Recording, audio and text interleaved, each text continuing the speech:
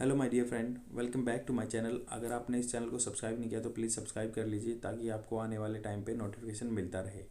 आज हम जर्मनी के बारे में बात करेंगे। जर्मनी बहुत ही इंपॉर्टेंट कंट्री है आपके एग्जाम पर्सपेक्टिव से। आपको मोस्ट ऑफ द क्वेश्चन इधर यूरोपियन कंट्री से ही मिलते हैं आपके कम्पिटिटिव एग्जाम में, चाहे आप यूपीएससी का एग्ज़ाम दे रहे हो या स्टेट पीसीएस का। तो स्टार्ट करते हैं जर्मनी के बारे में।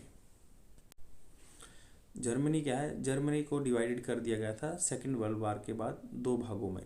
जर्मनी का जो वेस्टर्न पार्ट है उसको एफजीआर बोलते हैं, फेडरल रिपब्लिक ऑफ जर्मनी बोलते थे, और जो ईस्टर्न पार्ट है उसको डेमोक्रेटिक रिपब्लिक ऑफ जर्मनी बोलते थे। जो वेस्टर्न पार्ट था वो था वेस्टर्न कंट्री के इन्फ्लुएंस में या कैपिटलिस्ट कंट्री के इन्फ्लुएंस में। जो ईस्टर्न पार्ट था जो कम्युनिस्ट पार्टी के इन्फ्लुएंस में था, जो कि यूएसएसआर उनको लीड करता था। 1990 में क्या हुआ, जब इन दोनों कंट्रियों को मिला दिया गया और इनकी कैपिटल बर्लिन बना दी गई। उसके बाद हम क्लाइमेट के बारे में बात कर लेते हैं। क्लाइमेट क्या है जर्मनी का, जो वेस्टर्न यूरोप या वेस्ट यूरोप टाइप में है, जैसे मतलब वार्म टेम्परेट मैरी टाइम रहता है, वेयर द टेम्परेचर डिफरेंस क्या है, समर एंड विंटर में ज़्यादा सिग्निफिकेंट नहीं होता, सेम जैसा रहता है। अगर हम ईस्ट में जाएंगे तो इसके टेम्परेचर इतना डिक्रीज हो जाता है, लगभग 0 डिग्री तक पहुंच जाता है वेस्ट ईस्ट जर्मनी में। और अगर हम इसके बारे में बात कर लेते हैं कि नॉर्थ वेस्ट साइड में लोकेशन किसकी, नॉर्थ वेस्ट साइड में जर्मनी में क्या है, नॉर्दर्न सी है। नॉर्थ वेस्ट साइड में नॉर्थ सी है, और अगर नॉर्थ ईस्ट साइड की बात करें तो बाल्टिक सी है। इन दोनों सी को एक कील कनाल जोड़ती है जो लगभग 98 किलोमीटर लंबी है। अगर वेस्टर्न साइड में देखेंगे तो उसमें राइन रिवर इसकी नेचुरल बाउंड्री बनाती है, और ईस्टर्न साइड में देखेंगे तो इसकी ओडर रिवर जो है फ्लो करती है, और the border between Poland and Germany के बीच में। इंपॉर्टेंट रिवर जर्मनी की कौन कौन सी हैं, डेन्यूब है, राइन है, रूर है, लीन है, वेजर है, एल्बे है एंड ओडर है। तो डेन्यूब को छोड़ के सभी रिवर्स की नॉर्थ में फ्लो करती हैं, and the most important among them Rhine. Rhine बहुत ही इंपॉर्टेंट है, which forms the largest and busiest inland waterway है जो राइन नदी का, इसमें जर्मनी में। Region between Rhine and Ruhr rivers is important for the coal mining के लिए। और black forest and Harz mountains of Germany are striking example of the horst mountain बोलते हैं उनको, horst mountain. The rift valley जो है इनमें राइन में situated between the black forest and हर्ज माउंटेन। रिफ्ट वैली वहाँ पे हर्ज माउंटेन और ब्लैक फॉरेस्ट के बीच में है।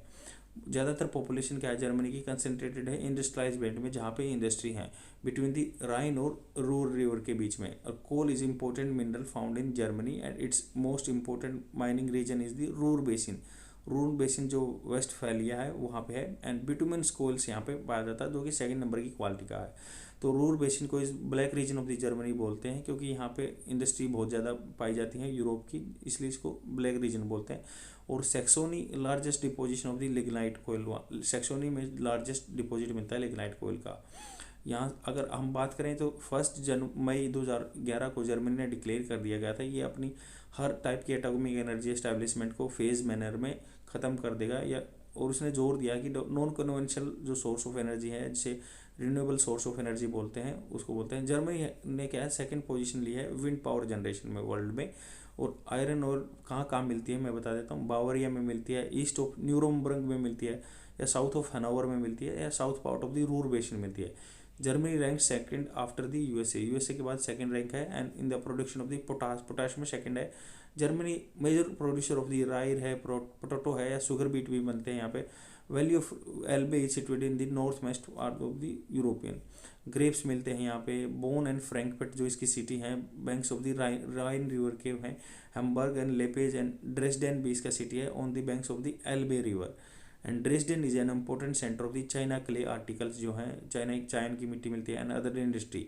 म्यूनिक इसमें एक कंट्री है जो कि सिचुएटेड है बारबेरिया हाईलैंड में, centre of the art and culture है। जो Rostock situated on the Baltic coast, Rostock Baltic state पे है, इन इम्पोर्टेंट पोर्ट है वहाँ पे। Germany has announce the provide soft loan to euro near about the 120 million या 990 करोड़ कह सकते हैं, इंडिया को स्ट्रेंथन करने के लिए सीवेज वाटर ट्रीटमेंट है।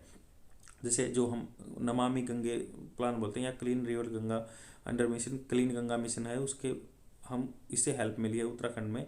और गंगा जो बुक है वो प्रिपेयर की गई है, जो Danube book of with cleaning European union, जो डैन्यूब बुक है क्लीन जो यूरोपियन यूनियन की, वो सेम उसी बेस पे गंगा बुक बनाई गई है। अगर फिफ्थ जो इंटर गवर्नमेंट कंसल्टेशन हुई है between Indian government and the Germany government, head of the government क्या है जो मिले थे 1 अक्टूबर 2019 को विच अलाउज जिसने अलाउ कर दिया कि कंप्रेहेंसिव रिव्यू होगा कोऑपरेशन का in identification of the fresh areas of the engagement, कहाँ कहाँ पे इंगेजमेंट किया जा सकता है। 2019 में मीटिंग हुई थी। जर्मनी ने रोल आउट कर दिया है world first hydrogen power train, जो कि स्टार्टेड ऑपरेटेड होगी है, लगभग 100 किलोमीटर चलेगी, 62 माइल, मतलब रूट बिटवीन इसके कुछ सिटी हैं जो कक्सा हेवन वगैरह है या ब्रेमेवोर्डे है या बक्स्टाह्यूड भी है, ये इसके स्पेशल जो है नॉर्दर्न जर्मनी के एरिया हैं, ये इस हाइड्रोजन की ट्रेन के ऊपर मिक्स होंगे। और that is all about the Germany. अगर आपको ऐसी वीडियो चाहिए तो प्लीज़ सब्सक्राइब कर लिए मेरे चैनल को, और क्विक मैनर में आपको क्रिस्प एंड शॉर्ट नॉलेज मिल जाएगी। Thank you very much, bye.